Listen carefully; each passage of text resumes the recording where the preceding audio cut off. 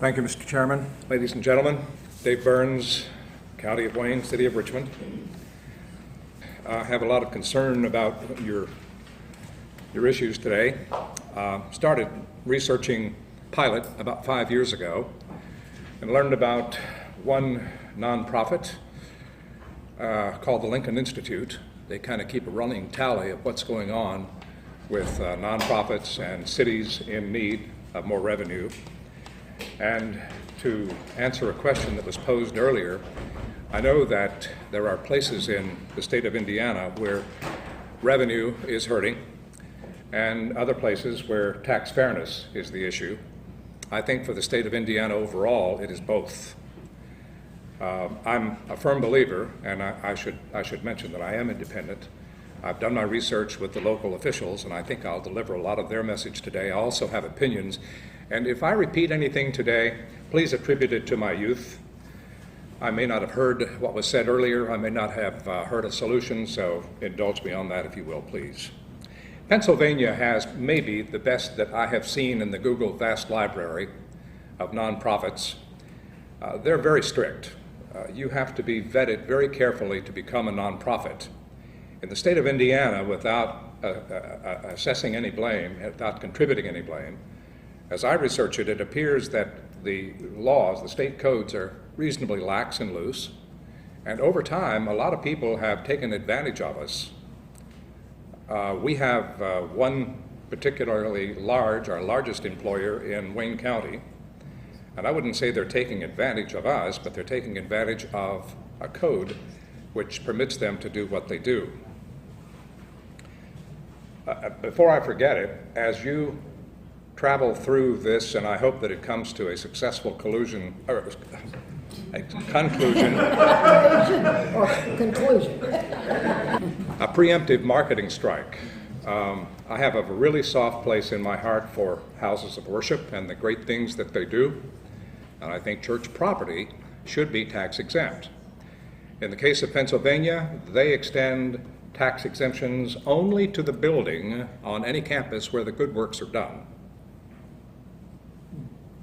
You might research that and take a look, and they're very strict on how they do it. Boston approached Harvard several years ago.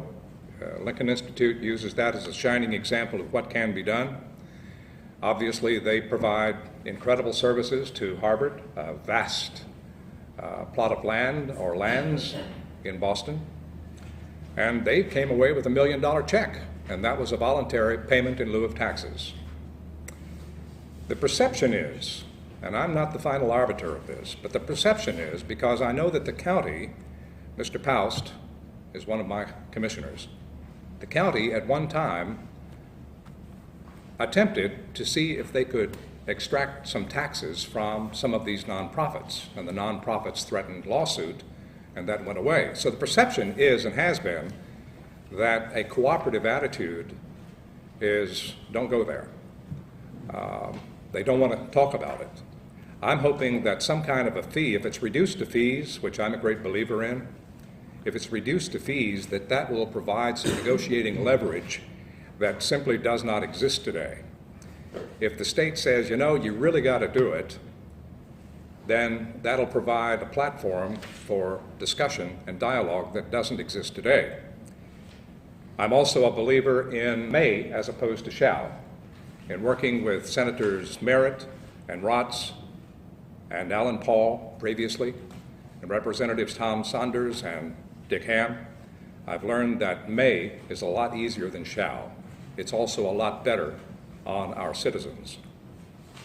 I think the power should be given to the local political subdivision to say, you may invoke this. In my scenario, this would create a platform for discussion between the 501c3s and our government to say, can you afford this? Are we going to tax you or fee you into a position that's going to put you in a difficult place? And negotiations could take place. Opening of books could take place. Now, I know that endowments are not used in daily cash flows, but a couple of these organizations at least have incredibly large endowments. They have a lot of activity. They provide some services. In the case of our local hospital, which is our largest employer and our largest blessing, they provide an incredible amount of employment, and they also provide a great deal of indigent care. There's no question about that. But what is the difference between what they provide and what they could provide?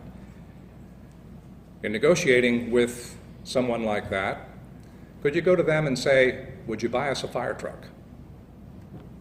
Fine, that's the end of it. At least you can have the negotiations. That does not extend to the counties and cities right now. $400 million was the latest figure I heard, Mr. Paust, in tax exemptions in Wayne County alone. Now, I gave each of you a copy of the letter that I sent to Mr. Saunders, and because of the people in the room who don't have copies, indulge me for a moment while I read this brief letter. Dear Representative Saunders, for your consideration, we present a growing problem. My property taxes are up this time. I met and had a friendly haggle with our township assessor, which has become an annual event. This year there was no wiggle room. I was told because of tax caps and circuit breakers and some of our nonprofits chewing up more exemptions all the time, more tax money through exemptions. One of the causes is the ever-growing acquisition of medical practices and their buildings by our local hospital. God bless them. Reed is our biggest employer and blessing, and they are removing Wayne County property from tax rolls at an alarming rate. Locally, we have Friends, parentheses here, church, because I don't know that there is a church on the property. $12.77 million in tax exemptions alone in houses where individuals have what is called a lifetime lease, which the legality of is way above my pay grade. I don't understand it. And I have friends who live there, and they live beautifully in a home that any of us would be proud of. They pay no property taxes. And of course, the institution pays no property taxes.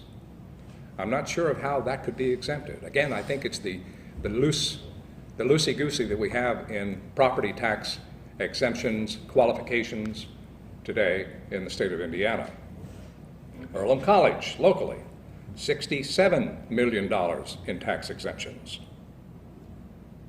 All of these consume public services, fire, police, EMS, refuse pickup, streets, and more. Reed performs care for the indigent. There is payback there, but their properties have expanded from a dozen, now 6 years ago, as opposed to the letter saying 5, to 36 located all over Richmond as they continue to buy out medical practices.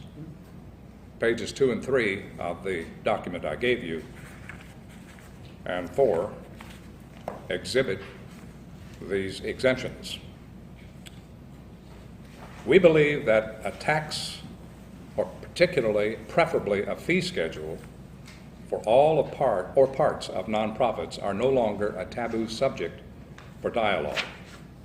Included are the study materials that you ladies and gentlemen have. I think that marketing of this is going to be extremely important, preemptive marketing.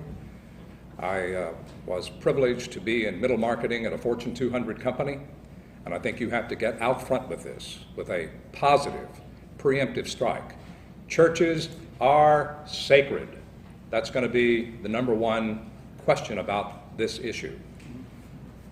A very soft spot in my heart for churches, but if my church establishes a shell building on a corner of the church property and starts selling carpet, that is taxable, in my humble opinion.